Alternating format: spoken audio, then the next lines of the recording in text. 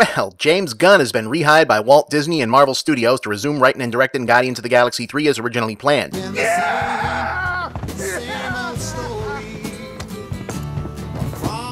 The news arrives on the same weekend that Captain Marvel is set to easily sail past 200 million domestic or something close, or actually a little bit over. Well on track to doing basically about as well as every other solo Marvel movie in spite of a supposedly massive boycott seemingly organized by the same nebulous blob of internet hobgoblins that worked to get Gunn removed in the first place. In fact, depending on which reporting you read, the deal to get this done was apparently made months ago behind the scenes, got drawn out long enough so as to not make trouble with the pending Disney-Fox acquisitions, ultimately creating a window of time in which Gunn was able to commit to rebooting Suicide Squad for Warner Brothers and DC as well, so good job on that boycott, boys. Cheers. In all seriousness, I'm absolutely thrilled. I love the Guardians movies. I've always been a huge fan of James Gunn. I think this is it's just great. This is great news. I'm thrilled beyond belief. I'm really glad for all of the other fans. I'm glad that the movie will come out. I'm glad for the cast that really came out and put their shit on the line for this. I think this is the first really good bit of news like this that's happened in quite a while surrounding this whole thing. I'm also a little bit disappointed in myself because over the last 2 months or so, I had honestly begun to believe that the hopes of this working out in the right way were pretty much over, that he wasn't going to get brought back on, that taking over Suicide Squad instead basically confirmed that this was not a thing that was going to happen. But now if you go back and look at my earlier videos on the subject, back when this was a regular weekly show because I hadn't revived the big picture yet on The Escapist, which has now been going on for a few months, and look at how it seems to have played out instead, it looks like I should have stuck to my guns, please pardon the unintended but also unavoidable pun, because it sounded like my early impressions of how things were playing out were much more correct than when I started to lose hope about it. See, what never made full sense about any of this is why the situation seemed to get out of control so fast. This is Disney and Marvel, the most well-oiled machine at Disney. They don't do not in control. When Edgar Wright had to bow out of Ant-Man at what felt like the last minute, they found not only a new director, but a fairly noteworthy new director who could also knock together a mostly new script and new scenes pretty much right away. This was a much bigger, much more elaborate production. Why weren't they taking meetings right the hell away like they need to be? Plus, there was the fact that his brother Sean Gunn, who plays Kraglin and doubles for Rocket on the shooting days, wasn't leaving the company either. The fact that the actors were all out in force making a public declaration saying they wanted him back and not facing blowback from the studio for doing so. None of the prominent journalists and critics who shared around the Rehire James Gunn hashtag, like myself, caught any publicist or studio PR pushback of it that I knew of, and Gunn himself didn't come out and ask anyone to say anything one way or another, not a show of appreciation for support, request for fans to tone it down or whatnot. That was strange either way. And there was all the very public stuff about which producers did or didn't agree with bringing him back on, and the fact that everyone knew openly that he had meetings with Alan Horn, the guy who'd originally done the firings, supposedly over the objections of Kevin Feige and others, and that there was even more public open debate about whether or not to still use his script. See, inside baseball stuff here, but the whole wasn't really fired thing is kind of really important, but also not important at all, depending on how you look at it. You see, Hollywood is a union town, and that means that it runs on paperwork. So when they say someone's been fired, not officially been fired, using a script, not using a script, it's mainly an issue of what's been signed off on and whose agent has said yes or no, that kind of thing. Basically, until they got someone else on to direct the movie, they wouldn't have necessarily said, okay, he's officially off of the movie. So that is more or less what the James Gunn was never actually fired thing would have been about. See also the are we going to use his script or not, because literally they would have had to still credit him depending on what percentage they use, specific lines, specific pages. They don't fuck around with this stuff. This is why there's still a credited screenwriter on the first Guardians of the Galaxy, even though James Gunn rewrote pretty much the entire script, like from the ground up. So basically all of the signs from where I was sitting pointed to they're trying to get him back on, but they're also trying to finesse it so that no one had to be the bad guy, or at least look like the bad guy, because everyone wanted to save face, and that's what I said was probably going on, at least is what I hoped was going on, and that was why the fans should keep the pressure on Disney to help it go that way, and now it seems like that was what was going on, and if I'd stayed with my original prediction and not looked at the Suicide Squad development as likely meaning everyone was moving on, I would have looked like a goddamn predictive genius right about now. Oh well. Of course now, speaking of predictive, because everyone loves conspiracies, like this bullshit about how no one's actually going to see Captain Marvel, Disney's just buying all the theater seats, we'll touch on all that idiocy in a bit. There's now this whole take that this means he was never actually fired, and that none of the controversy was ever a controversy, it was all a plan right from the beginning because Disney knew they had to make it look good because of Me Too, which this never had any connection to, but you know that. So everything from Gunn pretending to walk away like he'd been fired, to the actors complaining, to the Rehire hashtag, it was a big work like pro wrestling because they needed the Fox deal to go right, and now that the Fox deal has gone right, or it's about to go right as of this recording, they can finish that angle and go back to work. So obviously no one is going to know what really happened in full detail for a long time, if ever, but to me, the fact that the Suicide Squad gig happened at all and is still moving forward before he goes back to work on Guardians 3 3, which, remember, was heading into production ready to go and had to be shut down and had its crew dismissed when this all happened, tells me that this was at least partly real and in flux for a while during that 8 months that this shit show was playing out. But if James Gunn wasn't at least a little bit on the outs with some of the company, it's hard to imagine Disney letting a valuable asset take time away to work with another studio, hell, not just another studio, but a direct box office genre competitor. That's just wacky. So the idea that this was a work from the beginning, that's stupid. That's stupid even for a Marvel Disney YouTube clickbait conspiracy theory, and those are really fucking stupid. Wow! You're an idiot! But has it been a work for, say, the last couple months when we just stopped hearing about this altogether, even from Dave Bautista, who famously doesn't give two shits about pissing off studio executives by going off script if he feels like it? Yeah, it probably has been. Again, we might never know what went down or if we do the exact timeline of events, but if I had to hazard a guess, from what we do know, I still maintain that it's likely the initial fire him right away power move by Alan Horn. And just to reiterate, in case you're coming to this somewhat fresh, or you forgot, or you're in denial somehow, there never was a sustained, legitimate, organic social justice outrage by actual, legitimately outraged, authentically offended, real normal people against James Gunn's stupid Twitter jokes from years ago. It was a fake internet alt-right chanter thing whipped up by Mike Cernovich, specifically targeting Gunn because he'd been a vocal critic of the Trump administration and because their dumb, culty collective was pissy about Roseanne getting bounced from her show for doing a racism on Twitter, and they wanted to take out a progressive celebrity in, by their twisted logic, the same fashion. Ahem. So I think Alan Horn originally firing Gunn was probably the real deal, but the immediacy of the blowback, I don't think they were expecting at all. I mean, it happened all at once, it was sustained, the actors joined in, the other talent joined in, basically zero prominent voices came out and said good call, and especially early on before they retook control of their own media narrative, the reports about Kevin Feige being immediately against it and going hard to pull it back together were kinda everywhere. So even if he wasn't, somebody wanted to be thought that he was. Cutting to the chase, from where I sit, the version that makes the most sense is that the firing was real, the vague internal power move struggle over it, Disney execs versus Marvel execs, was real. They did resolve it relatively quickly, but then sat on it because, like I said originally, nobody wanted to have it play out where anyone would look like a bad guy or in the wrong, even if Disney was totally in the wrong, and because it was best to leave all the uncertainties for after the Fox deal went through, because it took that long, and because he's not stupid, somewhere in that limbo zone is where the Suicide Squad deal happened, because hey, a man's gotta eat, right? And also it can't hurt to remind Disney that you do have options, sure. But this idea people are throwing around now that this entire thing was this elaborate, gamed-out, five-dimensional chess master plan to make it look like Marvel did a virtue signal or something.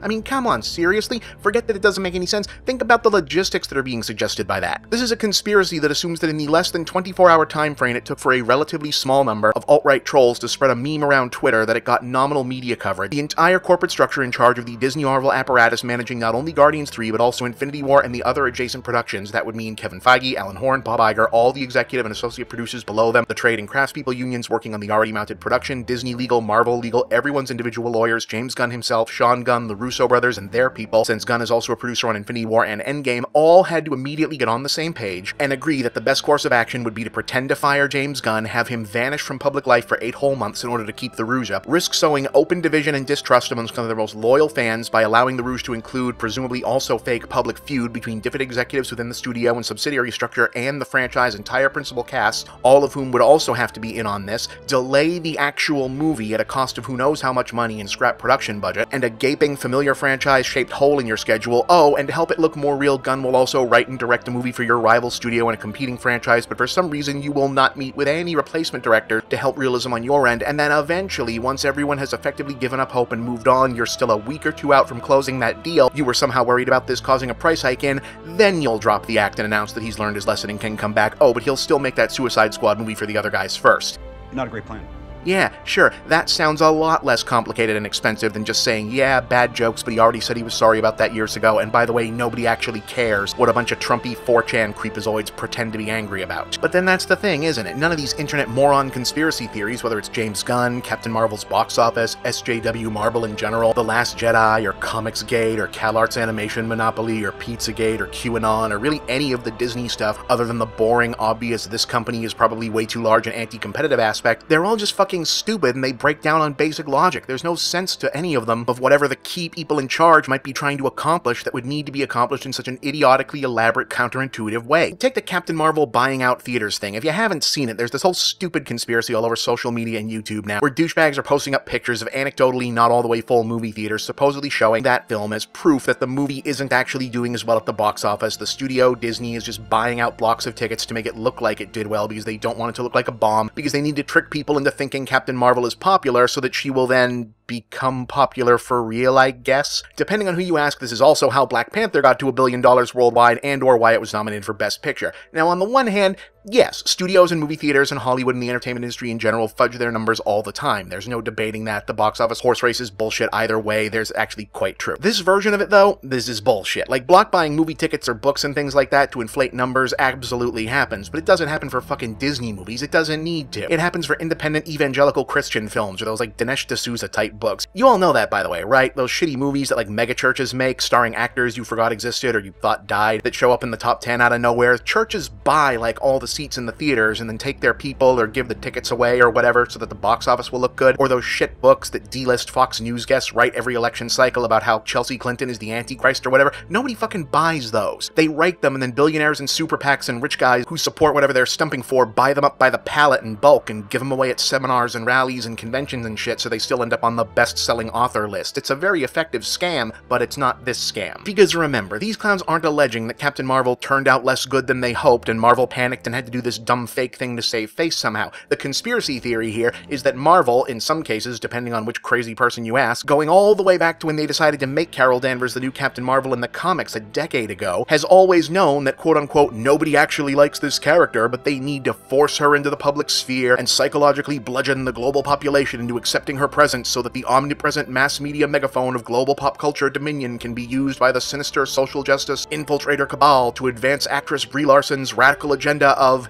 actually extremely conventional, middle-of-the-road, in no way controversial, ordinary, mainstream self-empowerment feminism. Whoa. I mean, think about how dumb that sounds. Think about how dumb you'd sound believing it. Like, this is the most careful, brand-conscious, if-it-ain't-broke, don't-fix-it, long-game entertainment company around, and these guys are convinced that they're intentionally making nominally pseudo-progressive, outwardly diverse movies, even though, according to conspiracy mongers, they know they won't make actual money without help, then spending triple their production budgets to fake giant box office takes as justification to continue doing so because they want to stop making movies with sure-thing traditional white guy characters and do Rainbow Coalition Benetton casting instead as part of some grand post-national social engineering experiment because that's apparently easier to believe than society just naturally evolving that way on its own, no experiment needed, and or because all the executives are apparently a hive mind of ideologues who care more about getting the right social media ratio than making money. I mean, none of it makes any sense except for the clear and simple reason that it can't make sense, because these are logical pretzels that fans who've constructed their entire identity and self-worth around conspicuous consumption of products do when it becomes clear to them that the system of market capitalism can work either against them or simply not always exclusively for them, and wrapping their imaginations around that concept proves as difficult as learning to breathe water or walk on the ceiling. To accept that their bewilderment at Star Wars movies or Marvel characters that they don't particularly like or care about, or just not necessarily aimed exclusively at them, being successful with other audiences is exactly the way those previously excluded audiences felt when the situation was reversed not long ago, would be to feel empathy and acknowledge that the other audiences had a point back then. That's a threat to self-identity. To feel that now looking in from the outside as a not as in love fan, maybe the omnipresence of all this stuff isn't the greatest thing in the world after all, that's a foundational threat, so it can't be either of those things. It has to be some outside interloper, some SJW infection that can be hypothetically flushed out, and then geek culture media and the hyper-capitalist machinery that churns it out will be pure and good again. Get out! Never return! Now look, I live in the real world and I'm as capable of casting a cynical eye on pop culture as any other dipshit on this culturally destructive hell site. So yes, I am in fact quite sure that a plurality of the decision makers at Marvel Disney are mostly good Southern California liberals, and as such they are inordinately pleased with themselves that multicultural anti-colonialism Batman got to $1 billion and Best Picture nomination, and Super Saiyan Hillary is closing in on at least one of those so far. But anyone who thinks they're looking to white genocide the Marvel Universe in favor of SJW forced diversity for any other reason than market data says that's the way to go just isn't thinking straight. I don't care how capital P progressive they are, they're still Hollywood executives and it's still a business. You're an idiot if you don't think even the most forward-thinking person there is a little bit nostalgic for the days when they didn't have to navigate an ideological minefield of expectations and considerations for the feelings of every demographic in the world, and instead just focus on white suburbanites with 2.5 kids wanted to watch and just let everyone else be happy with the leftovers in order to make their money. Like, no one from Disney will say it, but you know that company is not actually thrilled, even though it's totally the right thing to do, that they've got to take the medium-sized risk of releasing Aladdin with 2 relatively unknown actors as leads because Hollywood has done a piss-poor job of spotlighting young talent of that background to this point, but also in 2019 2019 they can't get away with, say, telling Zac Efron to go get a tan like they would have a decade ago. As ever, I come away from this topic feeling a little gross because it can't help but come off like I'm defending Disney or the Hollywood machine or something, and no, I'm not. Fuck monopolies and entrenched anti-competitive capitalism in general, but fuck conspiracy goons harder. There is no Captain Marvel box office cover-up. A big superhero movie some of you may not have loved and I thought was really just fine, really, is clearly connecting with audiences who aren't you or me, who are getting something substantial out of it, and that's not evidence of anything other than people being different sometimes. I don't see a big elaborate James Gunn conspiracy either. From my vantage point, it looks like he really would have been Gone Baby Gone had the actors, the rest of the Marvel team, and yes, the fans, not stepped up and made it overwhelmingly clear that the backlash wasn't going to die down, that the hashtag stayed in circulation, that billboard went up, and oh hey, this went down and got affected without a dumbass boycott or any harassment campaigns. How about that? All of which, honestly, mostly feels like a welcome return to some semblance of normality after several years of unbalanced nonsense, you know? Like a little bit. It's not even close to the most important thing in the world, but after 3 fucking years of reality TV presidents and internet weirdos like Steve Bannon and the WikiLeaks guy getting treated like world figures, and holy hell, just a couple days ago, the head of the Gambino crime family got whacked and like the highest New York mob killing in 30 years, and the guy who did it showed up in court with a bunch of QAnon, MAGA, internet weirdo Trump kid stuff written on his hands. I mean, goddamn. So it's sort of nice to at least be able to look at the Guardians of the Galaxy movies of all things, and I guess implicitly the future of cosmic Marvel properties in general, and James Gunn getting back on board as this island of sanity where, hey, things make sense here at least, priorities are in order, whiny internet shitgoblins don't matter and don't get to dictate anything here, relax and enjoy on balance a succession of thus far above average movies at least. Because as much as I love the Guardians movies, and as both an objective and personal level, and as much as I'm a huge fan of Gunn going all the way back to his Troma days, this was always about more than him and this franchise and Marvel and Disney. He got targeted by people who took it upon themselves to act as essentially a digital vigilante mob dedicated to targeting the political enemies of the current president, a guy who routinely refers to journalists and entertainers who oppose his agenda as the enemies of the people. That's dangerous, and letting them get away with it or even feel like they've gotten away with it would have been emboldening for them to do worse to even more vulnerable people in the future. It's important that they lost. And while it is important that people were able to step up and contribute whatever small amount of extra push they did to make sure things worked out in this case,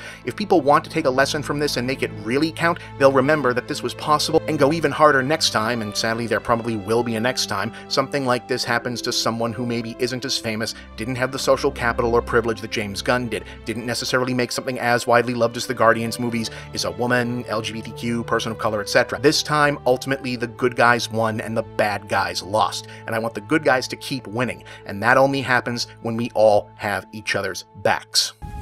We are